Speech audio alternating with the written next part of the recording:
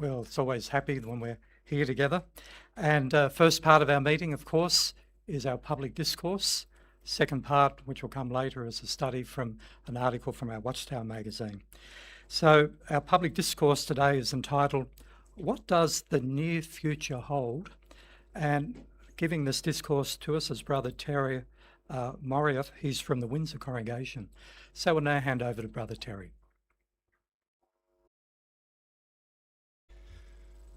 I'd like you for just a moment to focus on your phone screen. And I'd like you to ask yourself this question. Which app on your phone is most important to you? Now, some might say it's the emails, it might be your banking app, could be your Instagram. Well, the most important app for me on my phone, day to day, is the weather app. See, I run my own business as a tradesman in Sydney, and I want to know what the weather's going to do. I want to know what the future holds. I don't want to have to drive all the way across Sydney for it to be raining and I can't do my job. That would be a waste of my time. If it's going to be a week of 40-degree days, I want to know what the future says so that I can plan to avoid the worst of the heat. If I want to have a bit of fun next weekend and play some golf, I need to know if it's going to rain so I can go prepared.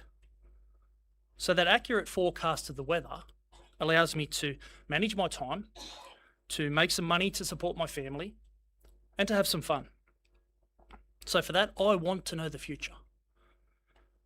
But the problem with that weather forecast is that it's always changing. It's often wrong. See, weather prediction is part science and technology, part human interpretation, and often part guesswork. And in general terms, that's true of most of the advice that we can find in the world today, isn't it? It may be well intentioned, it may have a good motive, but it regularly falls short of being reliable and trustworthy. Well, so much so that in a February 2018 Watchtower, it made this comment. It said, "Today, experts study global trends and make projections about the future. While many of the forecasts have come true, others have failed, and some miserably." Let's consider two examples of well-intentioned predictions of the future, and let's analyse how they went. Back in 1912, a brilliant man by the name of Guglielmo Marconi invented radio as we know it today. He said this in 1912. He said, "The coming of the wireless era will make war impossible." Well, just 2 years later, he was proven wrong, wasn't he? World War I broke out in 1914. What about this statement? Do you remember this one? I do. On June 23, 1987, a former Australian Prime Minister made this famous promise to start a re-election campaign. He said, and this is a quote, "By 1990, no Australian child will be living in poverty." Do you remember that? So these are two bold predictions, two well-intentioned statements. But did they turn out to be accurate predictions of the future? Well, of course not. We know that, don't we? And why not? Because the promises came from imperfect, unreliable sources. Men without the power to deliver on those promises. See, prominent humans have always claimed to have the answers to fix the world's problems. But the world as we know it seems to descend further and further into chaos, doesn't it? So then where can we go for reliable, trustworthy advice in terms of our future? Well, I have another app on my phone. I'm sure you have it too, or most of us would. The JW Library app. Let's have a look at that and see what that says about our future. Now, if you're new here today and you don't have that, don't hesitate to ask one of the witnesses, Jehovah's Witnesses in the audience, to help you download that onto your phone.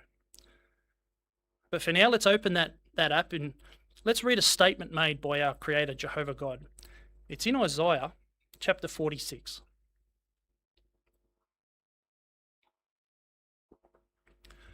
Isaiah 46 and verses 9 and 10. Remember, this is a statement from Jehovah. "Remember the former things of long ago, that I am God. There is no other. I am God, and there is no one like me.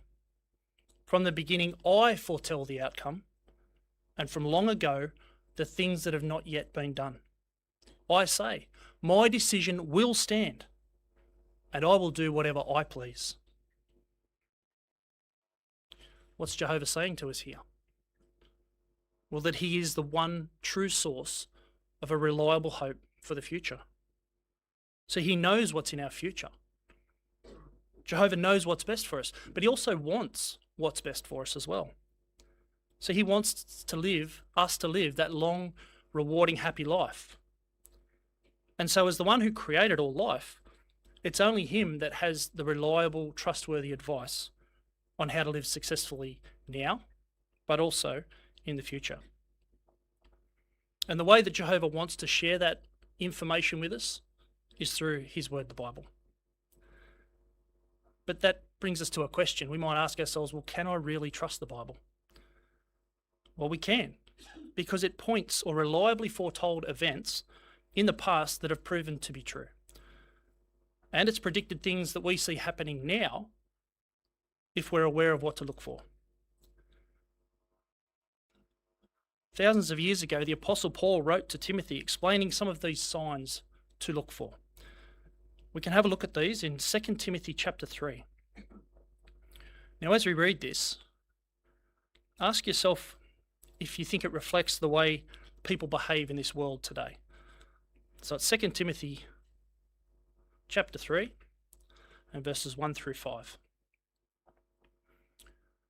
It says, "But know this, that in the last days, critical times hard to deal with will be here.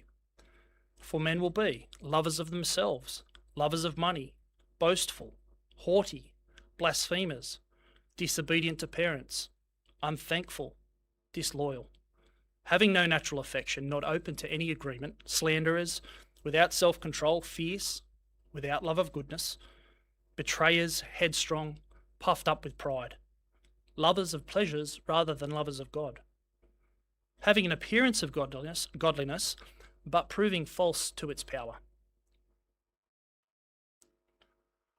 Would you agree that those verses describe the dominant personality traits of people in general today?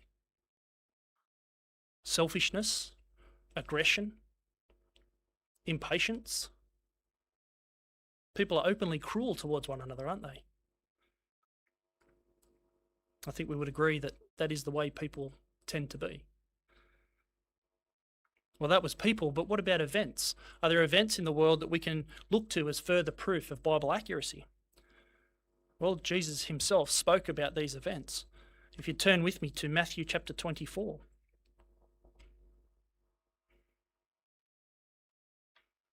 Verses 6 through 8.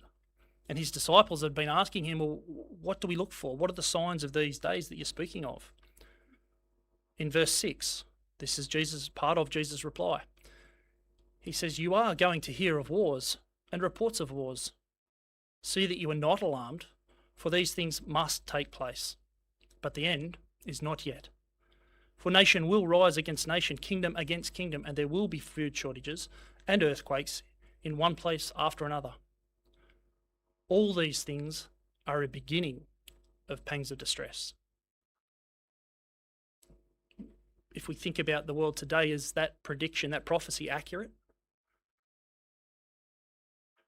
I did a little bit more research this morning just to be current, and right now there are 19 significant wars raging around the world. That's today. There are civil wars in Myanmar and Sudan. I hadn't heard about those ones. Conflicts between Gaza and Israel, we've heard about that one, the US and Iran. But the Russia-Ukraine war, that's been going on for 12 years, and it escalated in 2022. Well, that one seems to have wide-reaching impact on our world today. Now, did you know that the Ukraine has historically been known as the breadbasket of Europe? See, its fertile soil produced 50% of the world's sunflower oil. And it's one of the top 5 grain producers in the world, producing wheat, barley and corn. Now, those crop staples, they feed billions of people. But with ongoing war, there are significant shortages. And that leads to higher prices worldwide. And that adds to even our cost of living pressures we feel here, don't they? What about earthquakes? Well, on Wednesday alone, according to the Guardian News website, An earthquake measuring 5.6 on the Richter scale hit California. Hours later, a 7.2 magnitude quake hit Japan. And 2 powerful earthquakes rocked Venezuela that created mass casualties. Now, those 4 tremors happened within 8 hours of each other, and that prompted some online speculation over whether or not they were related. Now, experts say that they weren't. But according to Jesus, what did he say? Well, he said they were going to happen. Those things can be seen as undeniable proof that we're living in the last days. See, other Bible prophecy indicates that these events, the signs of the last days, would begin in 1914. Now, that was the most significant year in human history because it was the year that Christ Jesus, God's Son, was installed as King in God's heavenly government. Now, we don't have time today to explore that, but if you're new to our meetings, whether you're here in person or you're online, we encourage you again to ask one of Jehovah's Witnesses to help you understand how the Bible points to 1914 as that pivotal year. Lesson 32 of the publication Enjoy Life Forever explains these prophecies in detail. And it's particularly helpful with a 5-minute video, God's Kingdom Began Ruling in 1914. Now, that video explains very clearly, the Bible chronology and the mathematical equation that Jehovah has given us in the Bible to outline his Son's appointment as King. So knowing these things then, trusting in Jehovah, trusting in his promises in the Bible, and then understanding our place in time, we need to be ready for what is soon to come. Because whether we realise it or not, and I'm sure we do, we stand today on the verge of tremendous world-changing events. Well, what does Jehovah's word reveal about the near future for us? Well, there are key events ahead of us, things we can actively look at to know where Jehovah's purpose is heading. So again, let's consult Jehovah's word. 1 Thessalonians chapter 5.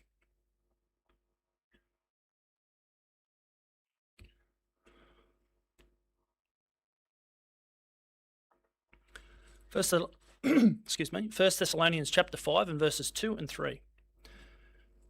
It says, "Therefore you yourselves know very well that Jehovah's day is coming exactly as a thief in the night. Whenever it is that they are saying peace and security, then sudden destruction is to be instantly on them, just like the birth pains of a pregnant woman, and they will by no means escape." Well, there are 2 important parts to this verse. And our understanding of the sequence of these events, these 2 events, has very recently been adjusted. Now, if you're taking notes and you want the references here, it's the questions from readers, Watchtower of November 2025, and the question from readers in the Watchtower of February 2026.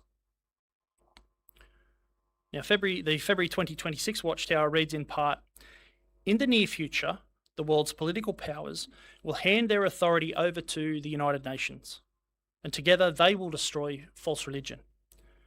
This will be the start of the Great Tribulation." We also know that at some point, according to what we read there in 1 Thessalonians, that the nations will proclaim peace and security. Well, when will that happen? Well, our understanding now is that there are 2 possibilities. The proclamation of peace and security could be made before the destruction of false religion. That was our previous understanding of the scriptures. But after further careful consideration of the scriptures, we can now appreciate another potential scenario. If we have our first image there, please, brothers. Now, this is the second possibility.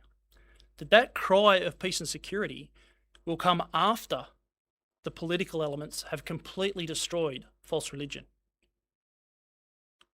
And what's the reasoning behind this potential scenario? Well, Jehovah considers Babylon the Great to be blood guilty for all those lost to war and conflict, according to Revelation 18 verse 24. See, throughout history, false religion has actively participated in war and conflict. Wars of the nations, acts of terrorism. And so instead of representing God's love as they claim, They've actually been a force driving war and aggression, not peace and security. So that then raises the question, will the nations proclaim that peace and security only after they've removed Babylon the Great as a driver of this conflict? Well, it's a possibility, but we can't be certain. We'll have to wait and see what happens. We can have that image down, thanks, brothers. See, what matters for us most is not the timing of that cry, but it's our standing before Jehovah when we hear it. That's the important thing. See, if we're paying attention to Jehovah, if we're staying close to his organisation, well, then we'll be prepared to act when we recognise that cry. When we get the instruction, which we will no doubt receive, about what to do or about where to go, and then we won't hesitate to follow it. We will know what to expect. So false religion is destroyed then. What happens next? Well, that coalition of nations are then going to turn their attention towards us. If we can have our second image, thanks, brothers. Jehovah's true worshippers.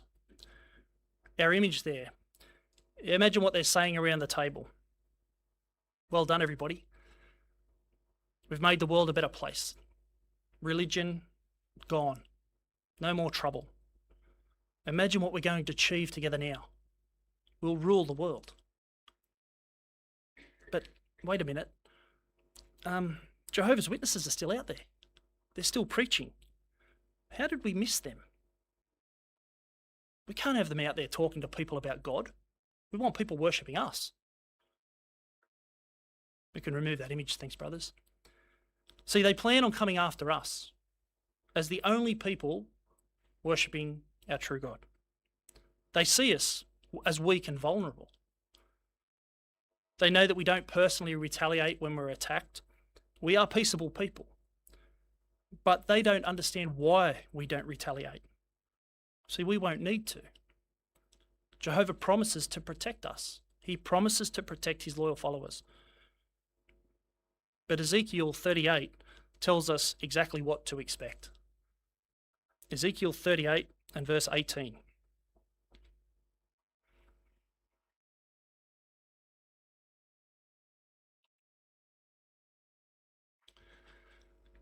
It says, on that day, the day when Gog invades the land of Israel, that's when that nation turns their attention to us, declares the sovereign Lord Jehovah, my great rage will flare up. Can you imagine what that rage could look like? Well, further down, we're given a description. Verse 22 there, Ezekiel 38. Jehovah goes on, I will bring my judgment against him with pestilence and bloodshed, and I will rain down a torrential downpour and hailstones and fire and sulphur on him and on his troops and on the many peoples with him.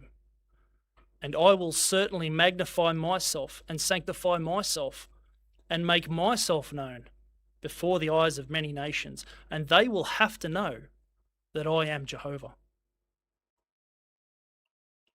Can we have our third image, please, brothers? See, those nations standing against Jehovah, the people standing against Jehovah, that refuse to accept him as their sovereign, they will attack us. But we know the outcome. They will not survive. And they won't be wiped out by us. We watch on passively. We are protected. But the verse tells us who does the wiping away. Well, it's Jehovah himself. He says, I will magnify myself. He will make himself known as the ultimate power in the universe. He'll leave none in any doubt of his sovereignty. See, he's going to finalise the work that we're responsible for at the moment.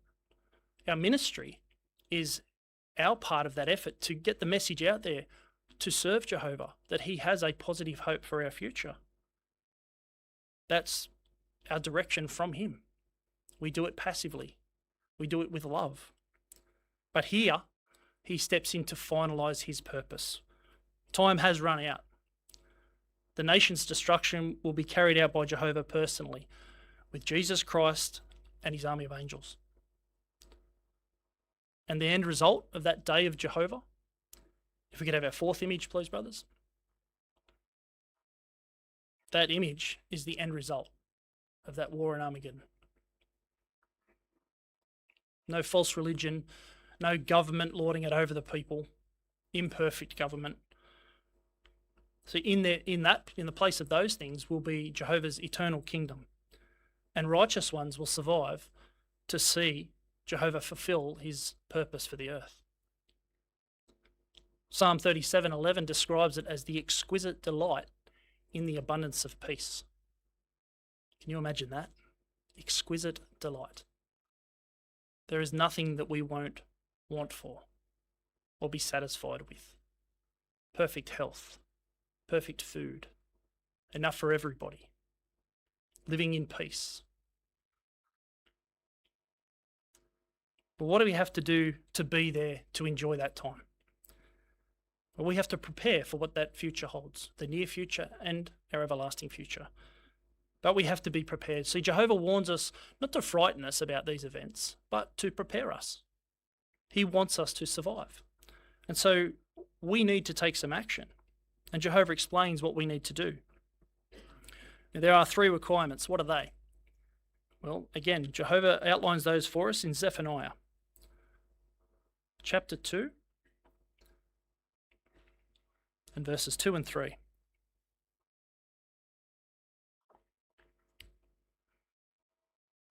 He says there, before the decree takes effect, before the day passes by like chaff, before the burning anger of Jehovah comes upon you, before the day of Jehovah's anger comes upon you, seek Jehovah, all you meek ones of the earth, who observe his righteous decrees.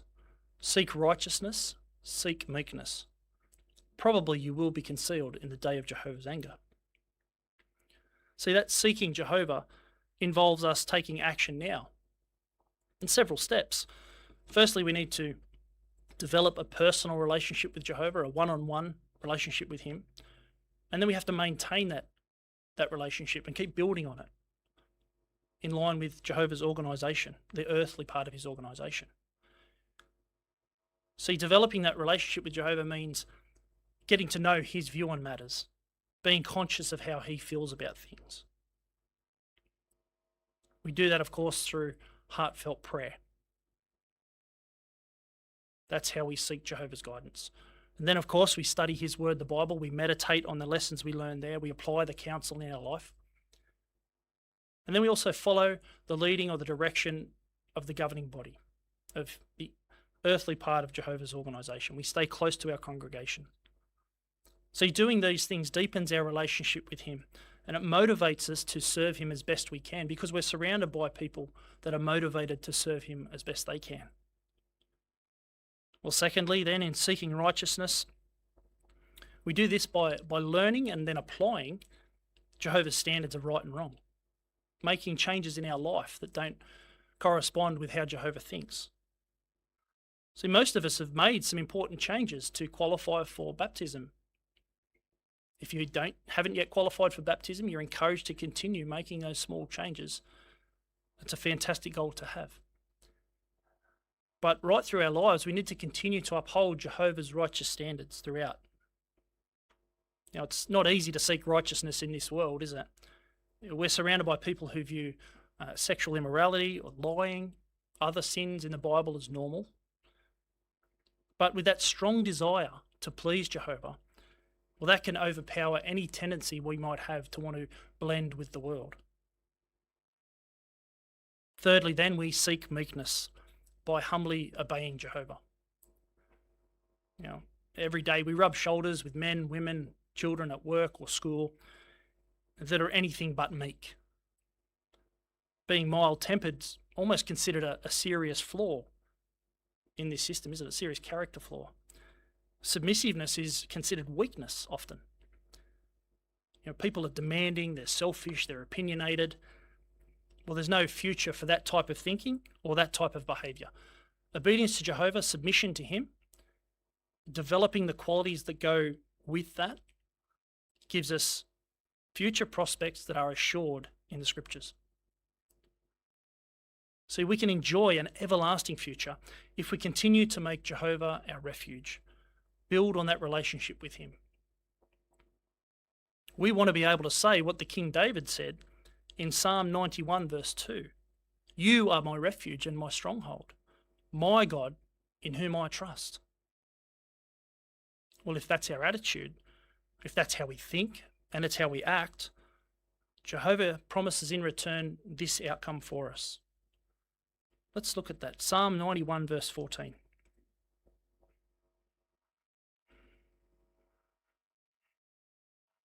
Verse 14. This is the outcome with that attitude. God said, because he has affection for me, I will rescue him. I will protect him because he knows my name. A little further in verse 16, I will satisfy him with long life, and I will cause him to see my acts of salvation. Do you look forward to that future? Can you picture it in your mind? Well, we can look forward to that future based on what we've learnt this morning, the proof in the Bible, the way people are, the world events we see. These are temporary. The promise of the future is not something we need to look forward to with fear or anxiety or worry. We can actually look beyond that and see a future with excitement, with expectation, a hope, a really positive hope. That's what the near future holds for us. So again, when we understand what's to come, then through that prayer, that meditation, the study of God's word, well, that builds our faith in Jehovah's promises. It reassures us of this hope. It allows us to put that complete trust in Jehovah. And then that trust shows in our actions, in following his direction. It may be direction from the governing body, it could be from the local elders, it could be from our parents. If we keep doing our individual best to serve him faithfully, we will look at the events unfolding around us as undeniable proof of Jehovah's sovereignty, and knowing full well the outcome for not just the near, but also the incredible prospects of an everlasting future.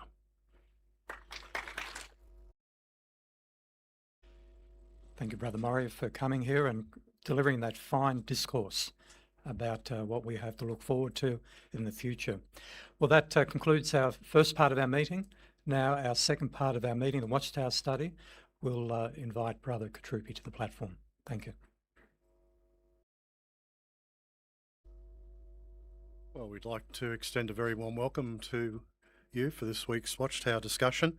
To take us into this part of the program, we have a song of praise to sing. It's song 90, Encourage One Another. So if you're able to stand, we invite you to do so. Let's join in singing this beautiful song. Well, our discussion today is entitled Learn from the God of All Comfort. And the principle is taken from 2 Corinthians chapter 1 verse 4 that we'll be focusing in on, and partly it says there, comfort others, now note, with the comfort that we receive from God. So Jehovah teaches us something really important about comfort, and we in turn can utilise that, and you'll see the focus says how to comfort others by following the example of Jehovah and of those who imitate him. So this is what we'll be looking at through our discussion today.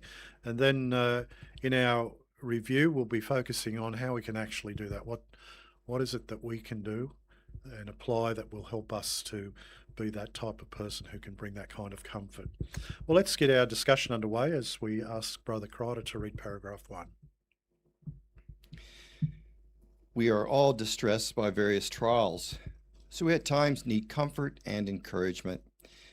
Just as we appreciate receiving comfort from others, we should be quick to provide it to those who are suffering adversity. Jehovah, the God of all comfort, shows us how to comfort others in any sort of trial. We can follow his example by comforting one another. We do so not because we have to, but because we love our brothers and sisters. In this article, we will consider 1, the meaning of comfort as described in the Bible, 2, how we can comfort others, and 3, what we can do when we need comfort. So a question on paragraph 1, why should we comfort others? Thanks. Sister Ligato? By following Jehovah's example of comforting all of his worshippers, we too can provide comfort to one another who is in need and suffering in any sort of trials. Yeah, very good. Thanks, Sister Hannah. And we'll get Brother Kakamo, please. And we do so not because we have to, but because we really want to. We love our brothers and sisters dearly, and we don't want to see them discouraged or in distress. Yeah, very nice. Thanks, Brother John. Brother Denzel, please.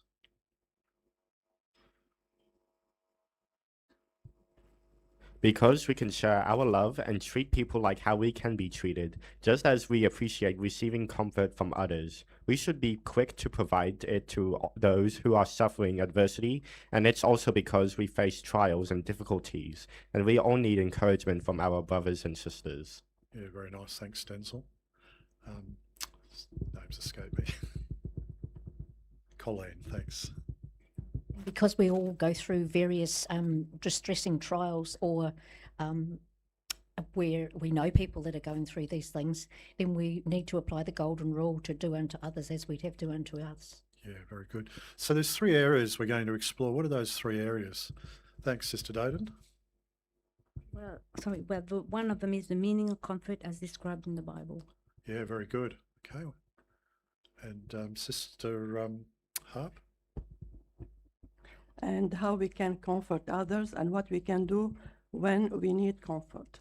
Excellent. Well, let's have a look at the first one, comfort as described in the Bible. Thanks, Brother Crider, paragraph 2. In the Bible, the Greek word translated comfort can have a wide range of meanings depending on the context. It can mean encourage, exhort, or urge. The literal meaning of this word is to call to one's side. So we can picture a friend coming quickly to the aid of his companion who is suffering, providing whatever help or support he needs. Regardless of the type of help that friend gives, true comfort produces the same outcome. The one suffering is built up and strengthened. So our question on 2, in the Bible, what range of meanings can the word translated comfort have? Thanks, Brother Davis. Depends on the context of that word. It can mean encourage, to exhort, or to urge. So encourage can literally mean to be called to one side to help our brothers. Yeah, very nice. Thanks, Brother Kevin. Okay, Sister McCulloch, please.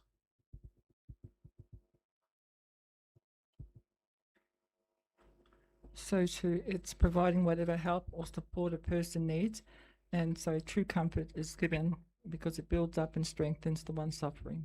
Yeah, very good. And there's some interesting point there in the footnote under encourages. Did you pick up something that we'd really want to take away from that? Thanks, Sister, I think it's Insuk. Interestingly, the close relationship between the strong idea of exhortation and the gentle idea of comfort and encouragement teach us that we should never exhort someone in a harsh or unkind way. Yeah, very important, and that can be quite a balancing act, can't it, that we want to really try to understand. All right, well, let's go a little further in paragraph 3. Thanks, Brother Kevin. Consider a Bible example. A Christian named Joseph displayed such an outstanding ability to encourage and comfort others that the apostle called him Barnabas, which means son of comfort. That name fit him so well that the Bible never again refers to him by his given name. On various occasions, Barnabas lived up to his name by coming to the aid of his fellow believers when they needed help. For instance, when the recently converted disciple Saul arrived in Jerusalem, he wanted to meet the disciples. However, they were afraid of him because of his reputation as a persecutor. But Barnabas trusted Saul and introduced him to the apostles. Paragraph 3, how did Barnabas set an example in comforting others? And we've got the picture to consider here too. Okay, I'll have young Desi Hamilton, please. When Barnabas arrived with Saul in Jerusalem, his fellow believers didn't trust Saul and were scared of him because of his history as a persecutor to them. But Barnabas was welcoming to Saul and convinced the disciples that Saul had changed, and that would have made Saul feel accepted and comforted. Yeah, very nice. Thanks for that. Sister Crider, please. In Acts chapter 9, verse 27, we read that Barnabas came to Paul's aid and led him to the apostles. So Barnabas here took the initiative to assist Paul, and no doubt Paul appreciated his kindness. So we too can follow his example by taking the initiative to assist and comfort others, and no doubt will be rewarded for doing so. Yeah, very good. Thanks, Sister Crider, and Brother Finney, please. And we noticed there that the name of this man was really Joseph, but he was able to comfort people so well that the others around him, apart from appreciating that, they knew he had this outstanding ability, and they called him Barnabas and referred to him only as Barnabas, or son of comfort, from there on. Yeah, thanks for bringing that out, Brother Ray. Okay, so our picture there paints the scene for us. So what are we seeing there, and how can that really help us to drive this point home? Thanks, Brother Jason.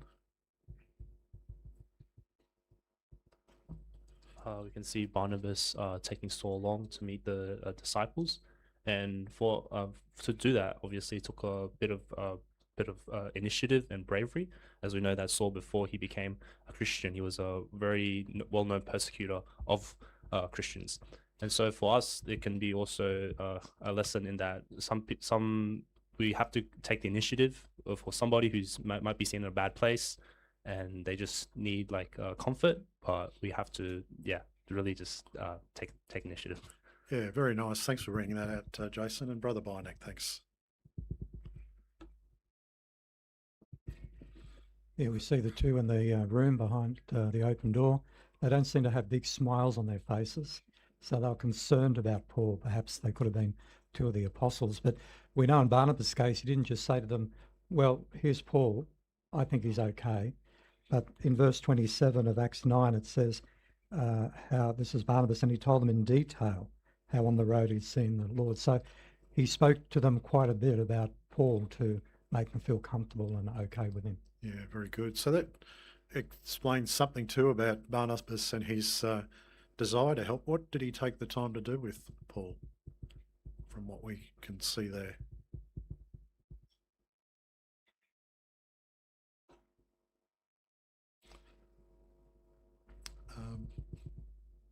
Thanks, Sister Ben. When we look at the pictures itself, it speaks more than words. Barnabas actually came to this Saul or side, Apostle Paul, later on, because he knows that Apostle Paul was feeling isolated, mistrust, and vulnerable. So just like Acts 9, verse 26, even Barnabas speak positively about Saul. When he arrived in Jerusalem, he commented that Apostle Paul or Saul made efforts to join the disciples. Yeah, very good. And Brother Hamilton, please. And in verse 27 of that same chapter, Barnabas told them, being the apostles, in detail how Paul had seen the Lord. So Barnabas couldn't have known this unless Paul had told him. And so Barnabas obviously listened very intently. Yeah, very good. So a good lesson there, isn't it? We'll talk more about that as we go through further in this discussion. Well, let's have a look now at our next section, how to comfort others. Let's have a look at paragraph 4. Thanks, Brother Kevin. Visit them if possible. Jehovah uses his servants to provide comfort to others. For instance, when the prophet Elijah was depressed, Jehovah used an angel to encourage him. The Apostle Paul also recognized the power of visiting his brothers in person to encourage them. When you visit someone to provide comfort, allow time for more than just a brief interaction. If you are unable to visit someone in need, however, do not underestimate the power of a phone call, a letter, a card, or a text message to strengthen him. Will you allow Jehovah to use you to provide comfort to others? Okay, let's get a reader for Romans chapter 1, verse 11 and 12. Thanks, Sister Iris. For I am longing to see you, that I may impart some spiritual gift to you, for you to be made firm, or rather that we may have an interchange or encouragement by one another's faith, both yours and mine. Nicely read, thanks for that. So our question on 4, what is one of the best ways to provide comfort? Okay, thanks, Brother Papa.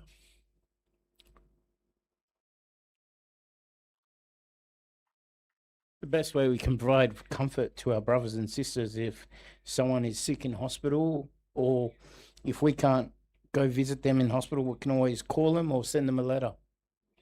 Okay, thank you. Sister Abby, please. The Apostle Paul highlighted the benefit and the importance of our gathering together in our meetings. Has it quoted here in Romans 1:12, it says, rather than we have an interchange of encouragement and by another's faith.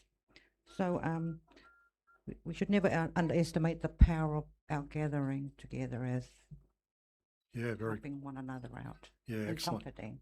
Thanks, Sister Abby. And Sister Simone, please.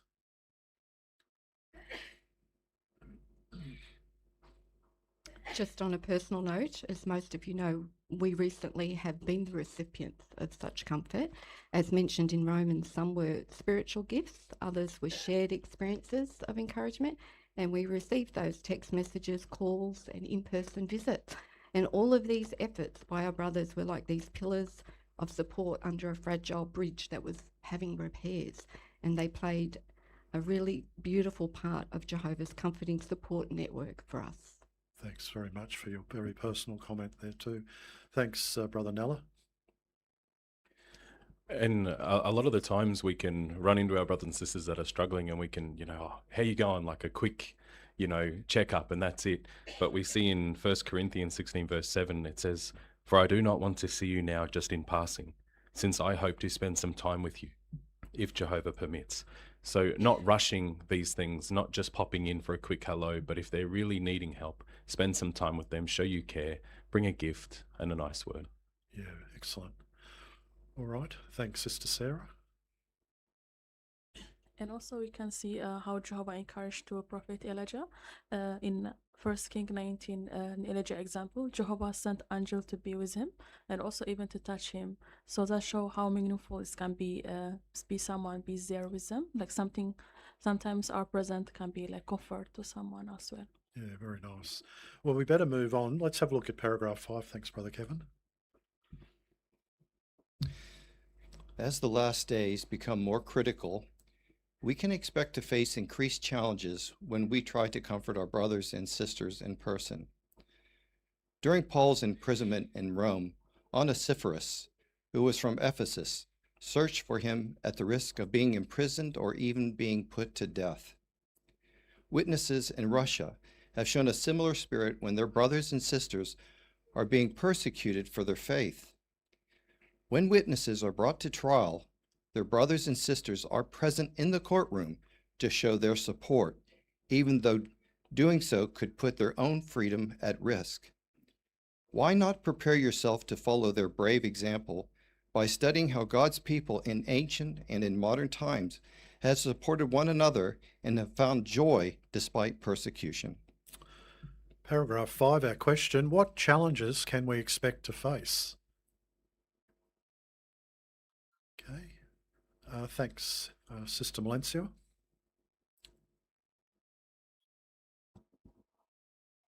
The challenges can be your life will be at risk.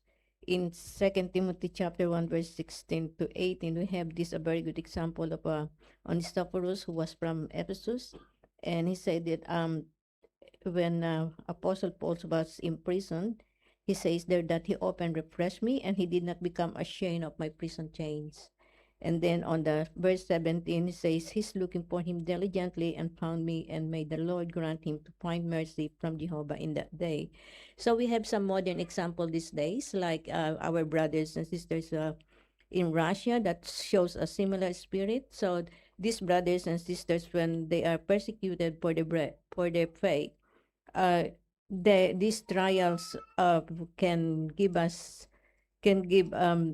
a risk for the brothers and sisters in presenting the court, but they still show their support even doing that is a risk for them. Yeah, very good. Okay, and thanks, Brother Hunter, please. If Adam and Eve hadn't messed up, there still would have been a need for comfort. We would have had to comfort our spouse if they'd stubbed their toe on the end of the bed, or comfort a child who lost something, or a friend whose garden hadn't worked out quite right. But now, because of the mistakes they've made, and because we have Satan in the background actively undermining us, and not just trivial things, but real things like persecution, death, torture, these horrible things like war, of course he's actively working against us, trying to serve Jehovah in his purpose, to show love, this new command, and inside that love, comfort. So even showing comfort isn't easy because of Satan. Yeah, okay, very good. And thanks, Brother Nicholson. Yeah, so it's an interesting paragraph amongst what we're learning, because it's just now from a slightly different angle, the effort required to provide that comfort. So as has been brought out, Onesiphorus, I can't say it right, he had to diligently search, he had to make an effort. That's going to happen with us, no doubt. As the system gets worse, there'll be effort required, whether now it is just that self-sacrifice, or whether it's actually putting ourselves at risk as the authorities and other things make it harder to worship Jehovah. Yeah, very good. So we might have to think about this, and what steps might we take to really prepare? Thanks, Brother Harp. Well, we all live a busy time and we have anxieties, but as the paragraph highlights that we need to prepare ourselves for a visit to comfort others. We can't leave it for a chance. By studying the examples of God's word in time past and in today, that will help us and encourage us to comfort others. Yeah, very good. So what can happen otherwise? We can find some really good reasons not to, can't we? But by preparation, we can find very positive reasons why we need to and should do and want to. Well, let's have a look now at the next point there in paragraph 6. Thanks, Brother Kevin. Listen to them. When the prophet Elijah felt that his life was in danger, he poured out his heart to Jehovah. Our loving God listened to Elijah as he expressed his concerns, even though he already knew what was troubling him. Jehovah even listened patiently as Elijah repeated himself. Jehovah also allowed the prophet Habakkuk to express his concerns and doubts in a way that could have seemed as if he were challenging God's authority. Today, Jehovah listens closely to our prayers, even though he already knows what we need. We can imitate Jehovah by listening carefully and respectfully when our brothers and sisters speak. Be quick to listen as they talk and avoid interrupting or taking offense, even if they seem to be speaking rashly or if they are repeating themselves. Paragraph 6, our question, how can we imitate Jehovah as we comfort others? And we've also got a picture to consider here as well. Let's go up the back to young Sister Hunter. The Bible says we should be quick to listen and slow to speak, so we can comfort our brothers and sisters the way Jehovah does. We can listen carefully and respectfully though when they speak to us. Very nice, thanks for that. Okay, Sister Castro. We can let them pour out all their emotions and bad feelings to us. And just like Jehovah, who listened patiently to Elijah, we can also listen patiently to our brothers and sisters. Even they might speak rashly or repeating themselves, we have to understand the heaviness they are feeling, and a good listening ear will provide them comfort and ease. Yeah, very good, thank you. And Sister Hamilton? And there's not one Bible account where Jehovah has interrupted a faithful servant's prayer despite what they were saying in their prayer. So we know that Jehovah doesn't tune out or switch off if we're repeating ourselves or speaking nonsense. So we shouldn't do that either when we're listening to our brothers and sisters. Rather, we should imitate Jehovah's limitless patience and respectfully listen to them. And this shows them that we've got a sincere and genuine love for them. Yeah, very nice. Thanks for that. And sorry, we'll have Sister Woodwani, who's patiently waited on Zoom for us. Thank you. I'm just looking at that picture. These two sisters are talking. One sister is really pouring her heart out to the other sister. And the sister, we can know she's not talking on top of her, but she's patiently listening to her, what the concerns are. So she's doing as Jehovah does, that he patiently listens to us. Doesn't matter we're talking nonsense, so we should listen and not, and then provide comfort to them after listening what they're saying. Yeah, very good. Thanks, Sister Wadwani. And Sister Cox, please.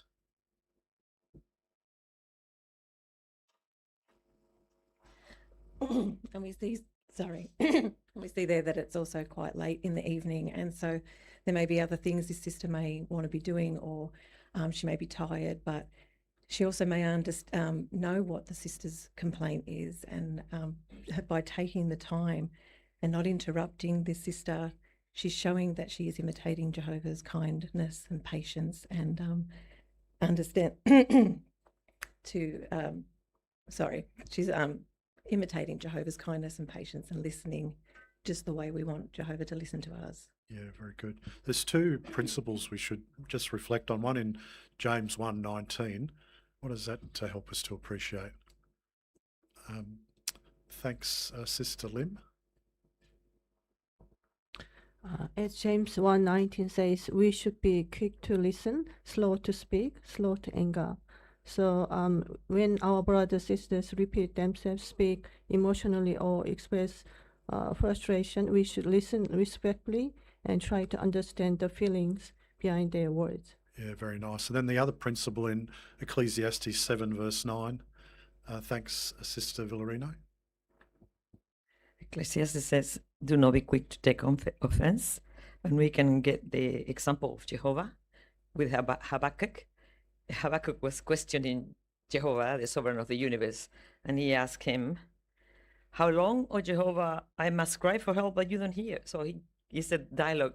Jehovah was so patient and he didn't take offense, and we should do the same. Sometimes it's this crazy speak that we do when we are not feeling well, so we need to think in the same way that Jehovah does. Yeah, not crazy, it's wild talk, we call that. So, yeah. So good, isn't it, to just take a breath and listen. All right, well, let's have a look at the next paragraph 7. Thanks, Brother Kevin. Discern what a person needs. We cannot read hearts as Jehovah does, so we can only discern what comfort a person needs if we listen to him attentively. Do not assume that you know what the person needs because you know what you would need if you were in a similar situation. We're all different. So take your time, listen carefully, and ask tactful questions that will help draw out his feelings. Paragraph 7, our question, how can we discern the needs of someone in distress? Thanks, Brother Abalera. We cannot read heart as Jehovah does. We can only discern what comfort a person needs by listening to him attentively. Take our time listening and ask tactfully questions that will help to draw his feelings. Very nice. Thanks, Brother Albert. And I have Brother O. My blind spot, I can miss you there. We should discern what a person truly needs instead of trying to force it out of them. As Proverbs 20 verse 5 say, the thoughts of a heart are like a deep water. To draw water from a deep well, we don't forcefully push the bucket down. We wait for the bucket to sink naturally. Likewise, we shouldn't pry with our own effort to find out their needs. Instead, we can draw them out by listening patiently and letting them speak naturally. Beautiful. Thanks for bringing that very insightful scripture out as well. Okay, well, let's go a little further. So, paragraph 8. Thanks, Brother Kevin. Consider how Jesus comforted Martha and Mary after the death of their brother Lazarus. Both women had suffered the same loss, yet Jesus comforted them in different ways. After Martha spoke with him, Jesus shared truths about the resurrection and helped to reinforce her faith in that loving provision. But when Mary came to him weeping, Jesus apparently did not mention the resurrection. Instead, he wept with Mary and asked where Lazarus had been laid. The lesson? When we comfort those who are suffering, we must discern their needs rather than try to use a one-size-fits-all approach. Paragraph 8, and we've got the picture to consider here too. The question, how did Jesus comfort Martha and Mary after Lazarus died? Thanks, Sister Papa. Jesus comforted Martha and Mary according to their individual needs. He strengthened Martha's faith by discussing the resurrection hope, while he comforted Mary by sharing her grief and showing deep empathy. Yeah, excellent. Thanks for that. Thanks, Brother Nella. And too, looking at the photo these days, we're all so different. Some of us are practical thinkers, practical feelers. Others of us are emotional and we see things in a sad way or a hard way. So we see in the photo our first brother on the left, it seems like he's lost his partner, and he's an emotional man. He needs that touch, he needs that love, that kindness, like we read with Jesus, how he wept. We see on the other side, our elderly brother, he's more practical. He wants to know about the Bible lessons, and maybe he's showing albums of his wife to kind of show how much he loved her. That's how he shows love, whereas the other brother, he wept. Yeah, very good. It's a very powerful, not illustration, but example. Thanks, Brother Bynack. So as mentioned in the paragraph, we don't want to think one size fits all. And when we comfort someone, perhaps we've been through something similar. So we have to be careful of saying things such as, when I went through this, and thinking there's some sort of solution, but being able to be there and comfort and listen to the person and what they have to say, rather than just offering what we may think is good advice. Yeah, very good. Thanks, Sister Barlow. And our brothers are in different stages of grief. So our young brother has recently lost his wife, and our older brother, it may have been some time since his wife passed away. So their needs are different, but they're also at different stages of their grief. And we can see that our young brother has come to his brother's aid quickly because he's in need. But our older brother, he's lingering with him so that he can express himself. Yeah, excellent. So you can see how we're building a skill set here by what we're learning. So we visit, listen, discern. Well, what else? Let's have a look at the next point in paragraph 9. Use the Bible. When you share the comfort from the scriptures with someone, you can help that person to gain hope. That hope, in turn, provides further comfort and encouragement. How can you find a Bible passage to encourage someone? Some keep a list of verses that they consult when needed, such as those under the topic Comfort in the Scriptures for Christian Living. Ask Jehovah to help you to use His Word in the best way possible in order to provide encouragement. His Spirit can help you to recall appropriate scriptures when you need them. Okay, let's have a reader for Romans chapter 15, verse 4 and 5. Okay. Thanks, Sister Bethia Kim. For all the things that were written beforehand were written for our instruction, so that through our endurance and through the comfort from the Scriptures we might have hope. Now may the God who supplies endurance and comfort grant you to have among yourselves the same mental attitude that Jesus Christ had. Nicely read. Thanks, Sister Bethia. So our question on 9, how can we use the Bible to comfort others?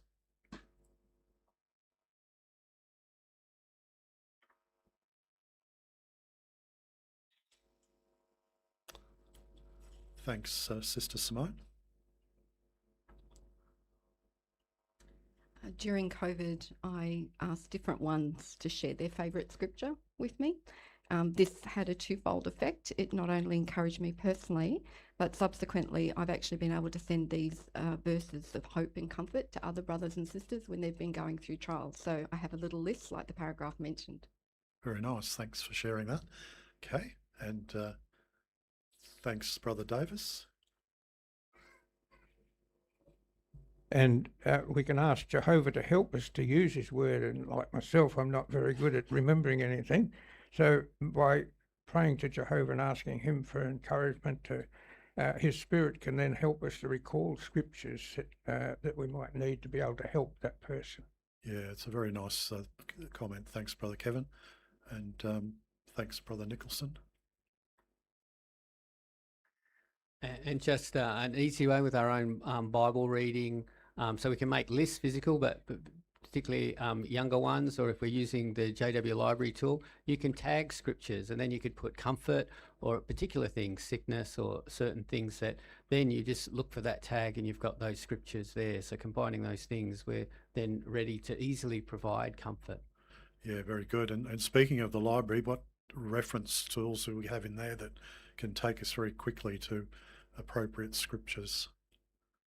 Maybe you can think of a few of them. Thanks, Brother McLean.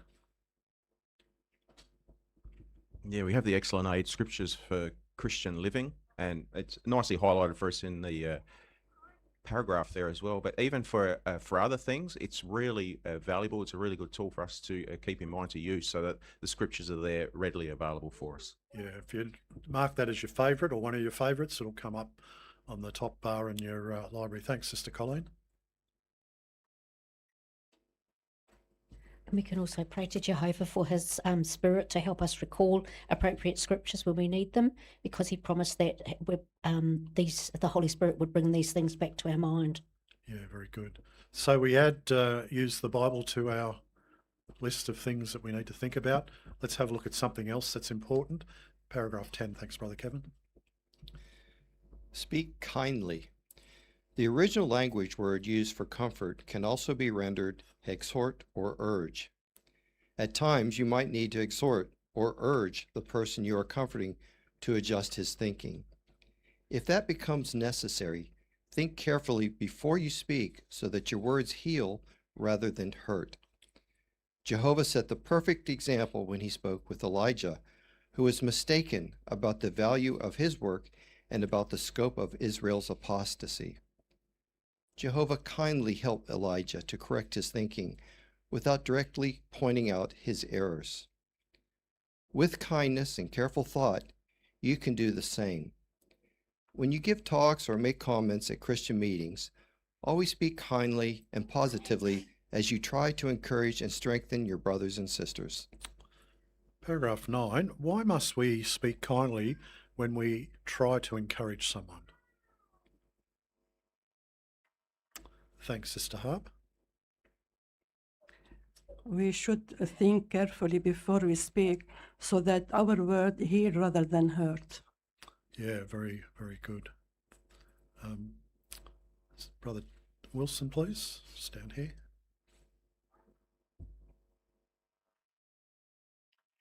That would be particularly so if we're trying to encourage the person to change their thinking. Where it says exhort, quite often we might think that's being a bit pushy, a bit bossy. Strongly encouraging is the definition that we have there. But if we were to tell them in a bit of a way where we're impatient with them, then that's not going to help them at all. So we need to be speaking kindly with them and doing so in a loving way. Yeah, excellent. And Sister Cindy Manrique, thanks.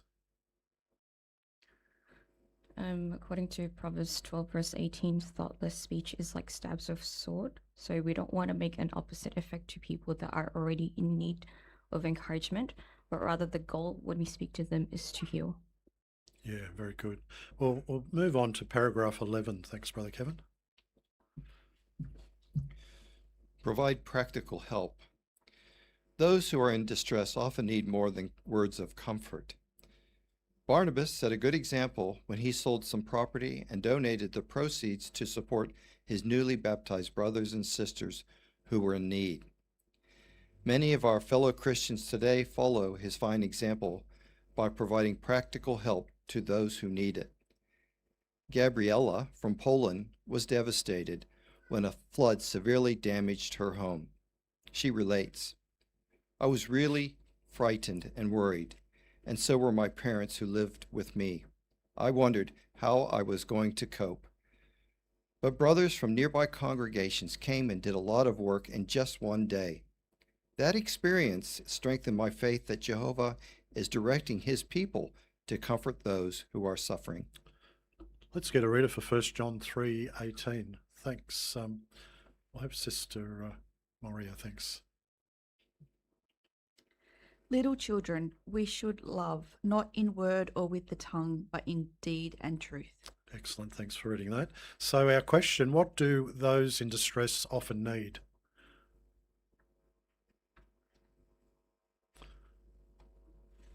Thanks. Oh, your name's gone, sorry. We can provide practical help, like Barnabas set a good example when we hold some property and donate the proceeds to support his newly baptized brothers and sisters who were in need. So like Barnabas, each one of us can help our brothers and sisters by comfort, or if it's in a distressing moment like earthquakes or just things like that, we can help those in need by worldwide work, and they can provide some material needs for our brothers and sisters. Yeah, very good. Thanks. So I think it's Michelle. Yes. Okay. Thanks, Sister McLean. And often those in distress are reluctant to ask for help. So like Barnabas, we may need to take the initiative ourselves and be observant to what practical help they may need in order to provide comfort. Yes, very good. So that practical help is so important, isn't it? Well, let's have a look at 9 and one more area we can think about. Not 9, 12. I got it. Where 9 came from. Endure your trials.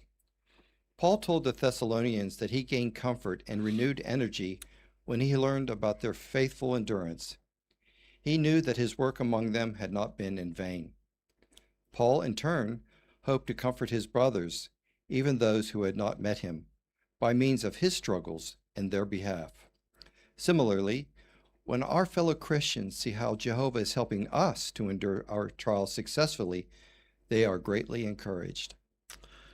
Such a powerful paragraph. Let's consider it with the question, how can you help your fellow Christians when you faithfully endure trials?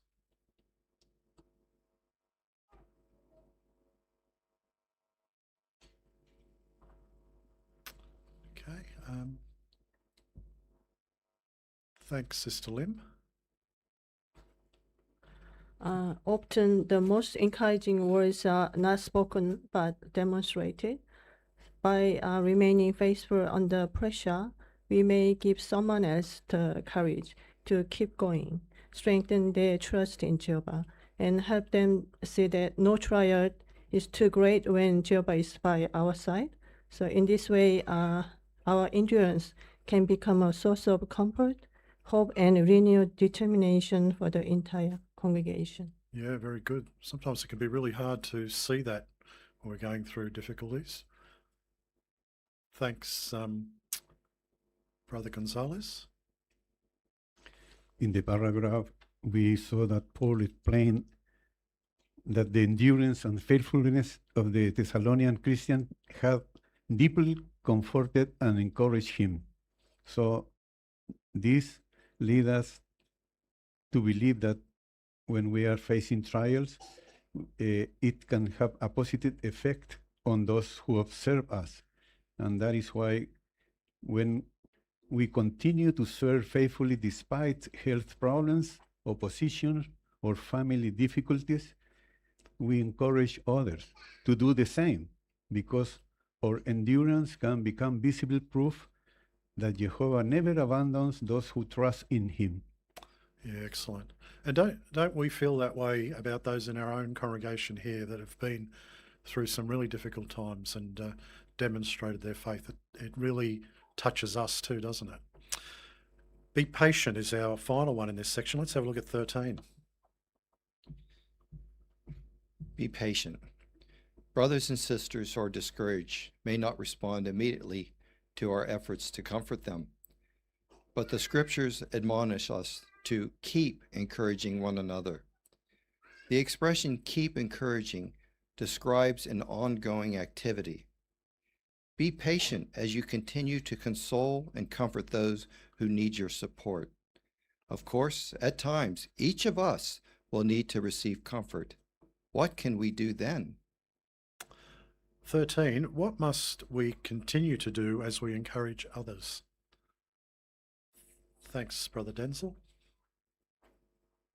We need to always exercise patience with others, even if they do not respond right away, because they could be going through something at the moment. So we need consistent support that will help them gradually regain courage and hope. Excellent. Thanks for that. Okay. And thanks, Sister Villarino. And as 1 Thessalonians 5:11 says, is keep encouraging one another and building one another. Means is an ongoing activity. It's not something that we're going to do once. If someone has a need of support, we should be aware of that, and that comes slowly, not suddenly. And we always should be trying to check if that person needs more support. Yeah, very good. And we've got Brother Simone on Zoom. Thanks, brothers. Yeah, just a similar thought to Sister Virginia, that to keep encouraging one another. Paul actually commended the Thessalonians by saying, just as you are in fact doing. So this was an ongoing action on their part to continue to encourage and build one another up. And then Paul also gave some lovely advice in verse 14 to speak consolingly to those who are depressed and support the weak and be patient toward all. So this wasn't just a one-off action. It wasn't something, a box that we tick. Some brothers and sisters have to endure very long-term trials, and it's just so loving to see that in the congregation we see that pool of support there with all of our brothers and sisters encouraging and supporting those who are going through difficult and perhaps long-term trials. Very nice. Thanks, Brother Simone. So 8 points that we've just discussed. We want to really reflect on those and how we can put those into practice. Now, final section, when you need comfort. So this is turning it around the other way. Let's look at 14 and 15. Thanks, Brother Kevin. Pray to Jehovah. Ask him to comfort you in times of anxiety or distress. Be specific in your prayers, pouring out your heart to him. Granted, Jehovah already knows how you feel even before you pray, but sharing your innermost thoughts in heartfelt prayer demonstrates your faith, and Jehovah never fails to respond in his own way to prayers offered in faith. Philippians chapter 4, verse 6 and 7 urges us, let your petitions be made known to God, and the peace of God that surpasses all understanding will guard your hearts and your mental powers. Ask others for help. Share your feelings with a mature friend or confide in a trusted elder. Your brothers and sisters can be a source of comfort, but they may not know how you feel or what you need unless you tell them. You can ask them to listen emphatically or to share a scripture or an article that they have found comforting. Okay, so 14 and 15, our question, what should we do when we are facing times of anxiety or distress? Okay, thanks, Brother Gebru. Pray to Jehovah, ask him to comfort you in times of anxiety or distress. Yeah, very good. And Brother Doden, please. We know that because his word itself asks us to do so. Like the Psalm 62:8, when it says, trust in Jehovah, in him at all times. Pour out your hearts before him. God is a refuge for us. So even though he knows already what we're going through, what's in our heart, the fact that we show our faith in him by turning to him, and he will bless that faith. That's why we benefit when we pray to Jehovah. Yeah, and then Philippians really helps us to appreciate why this is so important. What does Jehovah do for us? Thanks, Brother Moria. I personally really felt this scripture in effect when our daughter left home just after COVID. And I couldn't understand the situation, but I know in prayer to Jehovah, he gave me that peace because it did surpass all understanding. And it did guard my heart and also guarded my mental powers. So the effect of that scripture, I'd read it 100,000 times before that, I don't know, but that at that time it was exactly what I needed to focus on so that I could still function and have the rest of the family stay close to Jehovah. Yeah, very nice. Thanks for sharing that personal experience too. Brother Kim. When, when we need the comfort, it is very similar to comfort others. So we already learn how to comfort others. First, we need to find out what we need first, then use the Bible and actually read the comfort scriptures and speak kindly to ourselves if we fail something, disappointed by ourselves, and also provide the practical help to ask others and research our publications, and lastly, be patient ourselves. It is the key. Okay, thanks for that. And then Sister Cohen, please. And if we need some help to find a mature friend or a trusted elder that we can really open our heart, we can also ask Jehovah to help to find those one, and also ask him to help us to talk to them about our troubled heart. Yeah, very good. Sometimes that's really hard to do, isn't it? But if we do it, Jehovah won't let us down. Brother Tim? And being honest with the spiritual brothers, like our elders, on how we're feeling, where we're at. And Jehovah truly has blessed us in this congregation, and as many, with some beautiful, humble elders for us to approach and really open ourselves up to and be vulnerable with where we're at and where we need help, knowing that it stays with them and we're going to face a lot of troubles in the future, but encouragement's right behind us. Yeah, so beautiful practical information here that we can put into practice. Let's have a look at 16. Thanks, Brother Kevin. Be patient and forgiving. Your brothers and sisters might make mistakes when they try to encourage you.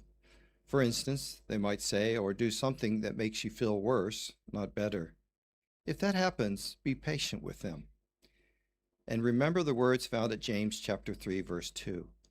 If anyone does not stumble in word, he is a perfect man. Focus on the good motives of your brothers and sisters.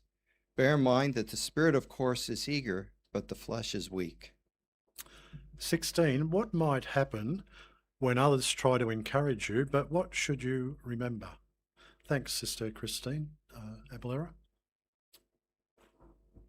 Brothers and sisters might make mistakes when they try to encourage us, but we should be patient and forgiving by remember that everyone makes mistake, like what James 3:2 mentioned. The important thing is we need to focus on their good intentions and appreciate that they're trying to help even if imperfect, and show love by not expecting perfection.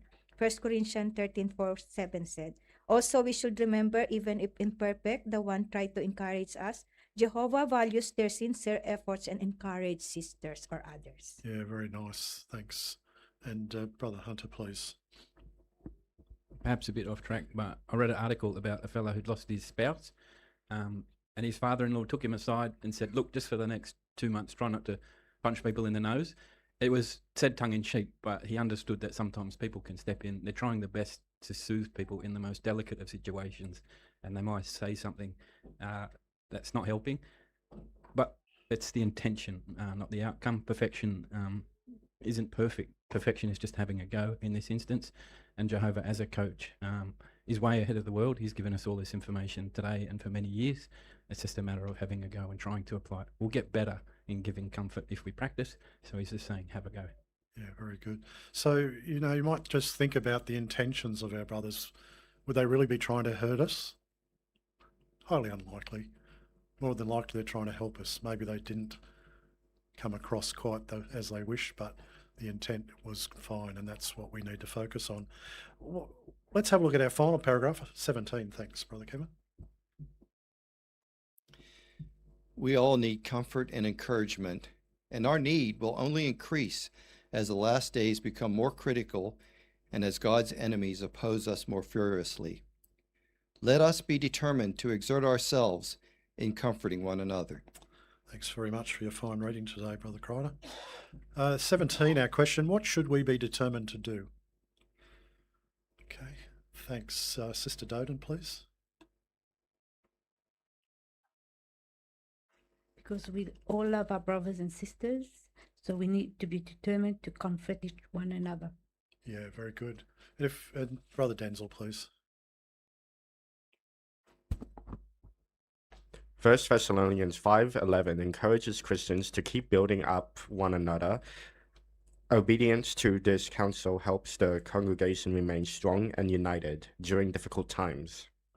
Very nice. Well, let's consider the review points. How would you answer? As described in the Bible, what is meant by comfort? Thanks, Sister McLean. Comfort can mean to call to one's side, a friend who comes to a person's aid to provide whatever help or support they need, with the aim of encouraging and strengthening them. Yeah, very good. So that's the aim, isn't it? How can we comfort others? Okay. Thanks, Brother Villarino. Yeah, for instance, two ways would be, the first way would be visiting them is possible, so allowing some time for interaction as well, not just a quick visit. And also, if it's not possible, try to contact them in different ways, so they know at least that what really trying to reach them and thinking of them. But also when we talk to them, really listen rather than assuming that we know what they need or how they're feeling, just allow them to express themselves. Yeah, very good. Okay, and then we've got Brother Simone on Zoom again. The point was made about discerning the needs of the ones who need comfort, and it used the example of Jesus with Martha and Mary. A really amazing example there. But we could perhaps think, oh, well, Jesus, he was the Son of God. He could read anybody's heart. But what we do know about Jesus was that he was friends with Martha and Mary and Lazarus. And so he was very close to them in the beginning. So he would have known a lot about their personalities. And that's an encouragement for me to get to know the brothers and sisters better, so that when they do need comfort, I know what I can say. Yeah, very good. Thanks, Brother Steve and Sister McCulloch.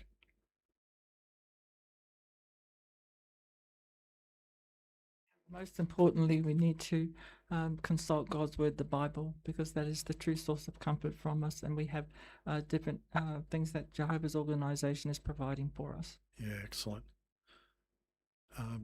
Sister Hamilton, please. And we can comfort others by enduring with our own trials, because others will see how Jehovah helps us to endure, and this gives others confidence that Jehovah will help them endure too. Yeah, very nice. And Sister Crider, please. And another way is providing practical help. Sometimes those who are in distress often may need more than just words of comfort. When this is the case, we want to provide practical help to those who need it. Yeah, very good. So there's two other points there. Speak kindly, be patient, very important aspects as well. And what can we do when we need comfort? Thanks, Sister Zayat. We can pray to Jehovah and ask others for help, and also be patient and forgiving. And we know that we need comfort and encouragement, especially at last days growing near. More critical and opposition from God's enemies increases. We can commit to comforting one another. Yeah, very good. And Sister Katrupi, please.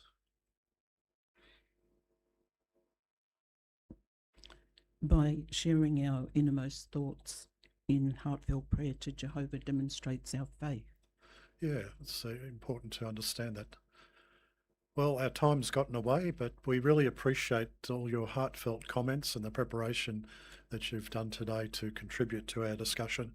It's an article we probably want to bookmark and go back and refer to from time to time, just to refresh those very important points that we've considered today. And if we do that, we're showing deep respect for what Jehovah is teaching us in this area of bringing comfort to others as well.